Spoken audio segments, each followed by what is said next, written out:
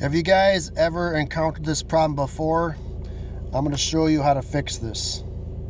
Stay tuned. If you guys have encountered this problem before, I ran a scan on my scanner and the error code P0123 popped up and it cycled back to being a bad throttle body sensor.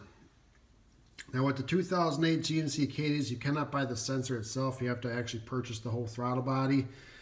And I'm going to show you how to fix it.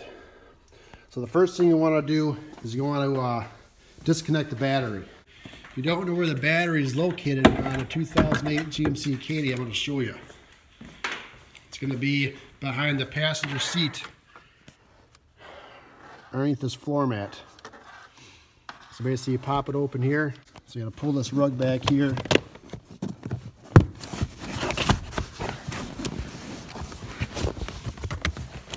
this out of here. Alright, then you gotta take this part off here. This plastic piece pops right off. Alright, so take that off. Alright, there's your battery. So you're gonna want to disconnect the negative terminal. Again, this is located behind the passenger seat. Here's your positive. That's your negative. So go ahead and disconnect the negative. All right, once the screw's off, just pop off the negative terminal, just like that. There it is.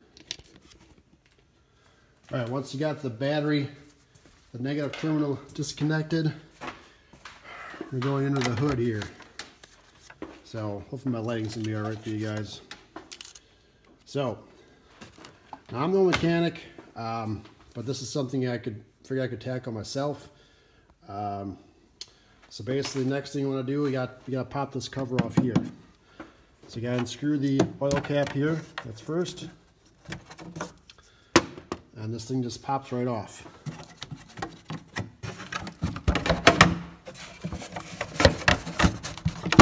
Just like so. So it's real simple to do. Basically, all I have to do is take this screw off here.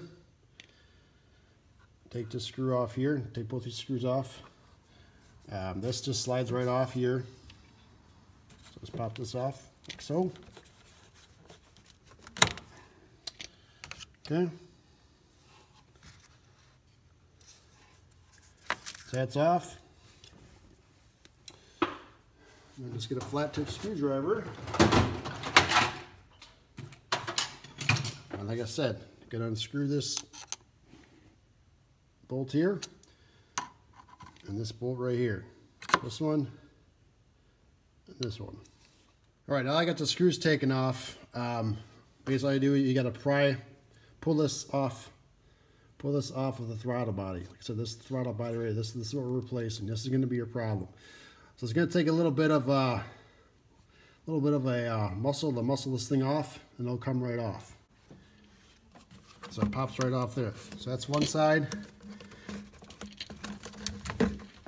Pull that off of there. And then same thing with this right here. This side here. Pop that off there. All right. You can see I removed that middle piece. There's your throttle body. The throttle body has 4 screws. Alright, so you're going to have one here, one on the bottom, one on the bottom. And I believe it's going to be a 10mm wrench to unscrew them.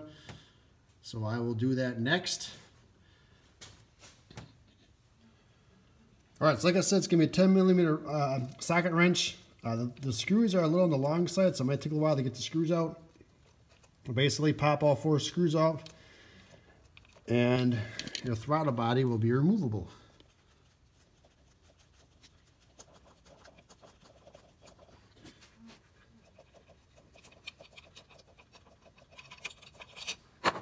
Right, make sure you don't lose the bolts. So I got one done. I got 3 more to remove. Now this bottom one here is kind of tricky to get at. See, it's kind of even hard to see. See, that's the top one. The bottom is right below there. That one's going to be the most difficult one to remove. Like I said, these bolts are kind of on the long side, so it'll take a little while to get them off.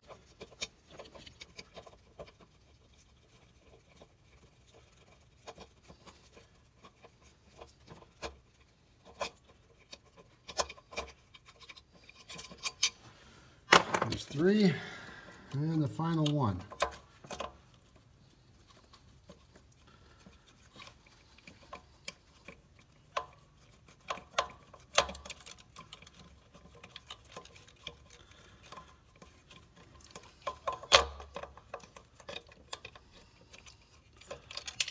All right, here it is. Once that's removed, there'll be a gasket that fell, which I got. There's also the throttle sensor plug. You have to unplug back here. All right, that right there is basically just unplug it. Real simple. That's it. See, just unplug it. So that's it. So this is the old throttle body. Now I replaced this thing about 2 years ago. It acted up. I actually took it apart and cleaned it. Hopefully that would have fixed the problem, because I did read online if you can clean the debris and it would work. It did not work for me, so I had to buy a new one. So that's the old one. Here's the new one.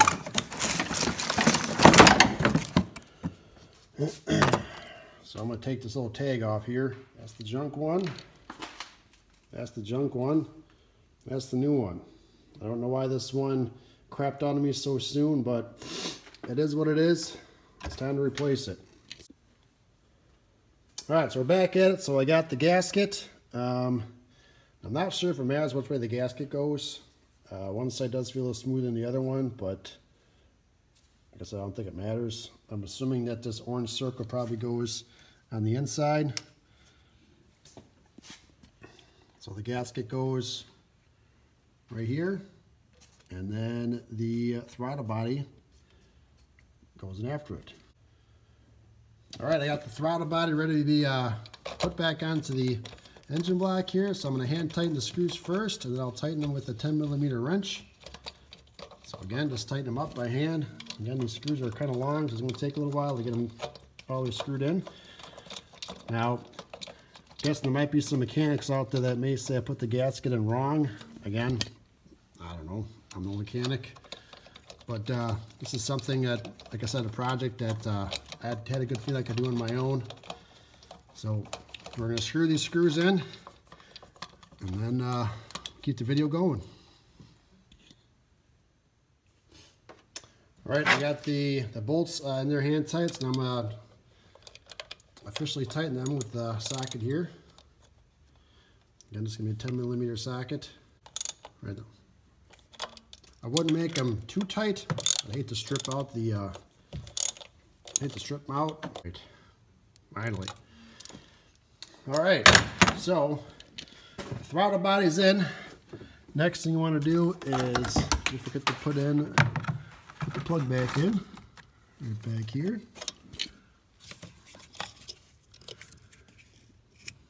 That just basically pops right on. That's it. Now there was a little white locking mechanism on here that apparently disappeared somewhere, but yeah, it is what it is. All right, next up, I'm going to put this part back on. Again, this side goes here, and that side goes there. It's going to take a little muscle to pop this in there, but that is what it is, right? All right, once you got that on there, just screw on the screws to make sure that it's secure. So next thing I want to do is you're going to tighten the screws right here. Make sure it's nice and tight. That doesn't work its way off driving down the road. One side here.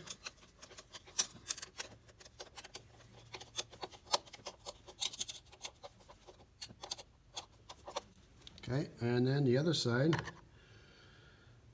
right here. And make sure that these little ledge here lines up with that right there. So I gotta fix that. All right, make sure that's nice and snug. We're gonna pop this hose back onto here. Okay, so that's that. All right, we're gonna put the cover back on. Now with this cover pops off, pops right back on. Once it's on there, put the oil cap back on. Alright, that's that. Now we'll go back into the back of the truck. So we'll go back here by the battery and we will reconnect the negative terminal and cross our fingers and hopefully this works. Alright guys, so once you got the battery hooked back up, you can put that little carpet cover back on. Alright, so now here's the moment of truth, guys. Now you heard how rough that engine was running before, right? And you saw the codes that popped up on the dash, the display. Let's see what happens. Alright guys, cross your fingers. Let's hope this works. Alright, right off the bat, the engine is running great.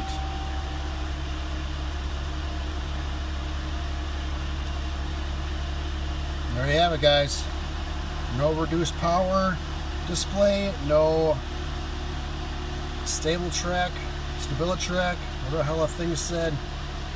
No more